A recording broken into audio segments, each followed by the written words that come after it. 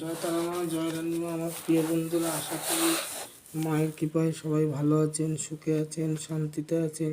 প্রিয় বন্ধুরা, আজকে আমি আপনাদের জন্য একটি শক্তিশালী টোটকা নিয়ে এসেছি। যেসব মেয়েদের বা মহিলাদের মাসিক হওয়ার আগে যে ব্যথাটা করে, খুব যন্ত্রণা করে, তলপেটে ভীষণ ব্যথা করে, এই যন্ত্রণা থেকে কিভাবে আপনারা উদ্ধার হবেন, কিভাবে সাকসেস হবেন, কিভাবে ভালো থাকতে পারবেন, সবই বিস্তারিত বলবো। তার আগে আপনাদের কাছে ছোট্ট একটি আমার আবদার, যে আপনারা যদি আমার চ্যানেলে প্রথম হন, অর্থাৎ নতুন হন, তাহলে আমার চ্যানেলটিকে সাবস্ক্রাইব করে দেবেন। ভালো ভালো ভিডিও আমি আপডেট করি, পরীক্ষিত ভিডিও আপনারা দেখে আপনারা নিজেদের সমাধান নিজেরা করতে পারবেন। 100 গ্যারান্টি দিয়ে কাজ করি বা বলি যে সেটা হয় 100। তো আমি পরীক্ষিত ছাড়া দেই না ভিডিও। তো ভিডিওটা কি করে দেখাচ্ছি কি করে আপনি করবেন। যাদের মাসিক ঠিকভাবে হয় না, হওয়ার আগে প্রচণ্ড ব্যথা করে, তারা কিভাবে সেখান থেকে আরাম পাবেন।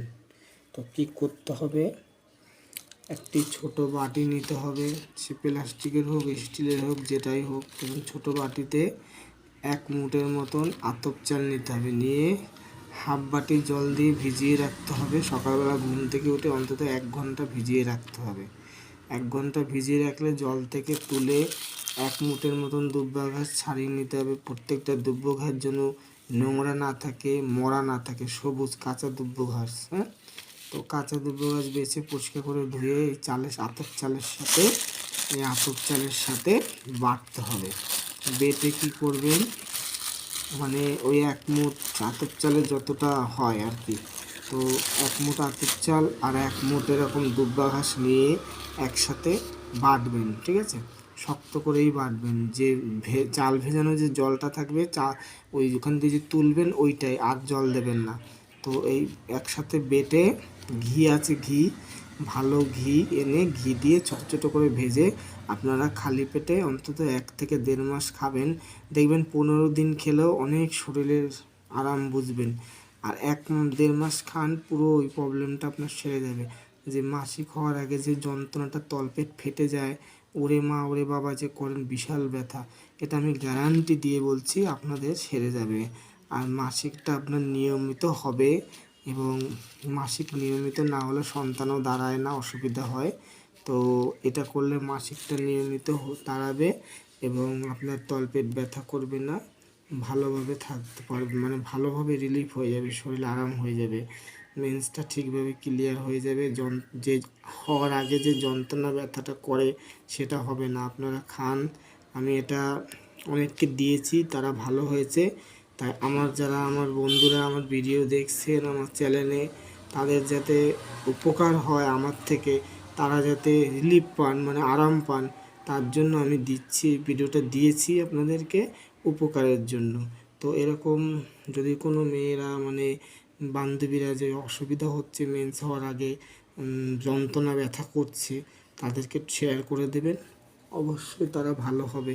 এটা আমি গ্যারান্টি নিলাম, পরীক্ষিত টোটকা, পরীক্ষিত ভিডিও দিলাম। ঠিক আছে, তো ভিডিওটি সাবস্ক্রাইব করে রাখুন। প্রত্যেক দিন আমি নতুন নতুন ভিডিও দিই ইউটিউবে। তো ইউটিউব থেকে আপনারা শিখে নিজেরা করতে পারবেন।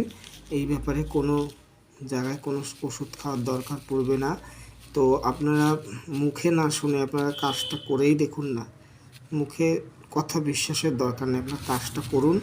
দুব্বা ঘাস দিয়ে যেরকম সেম বলেছি সেরকম আপনারা দুব্বা ঘাস চাল বেটে ঘি দিয়ে বড়া করে খালি পেটে 3টে হোক 2টো হোক 5টা হোক, যে কটা হবে সে কটা আপনি খেয়ে নেবেন।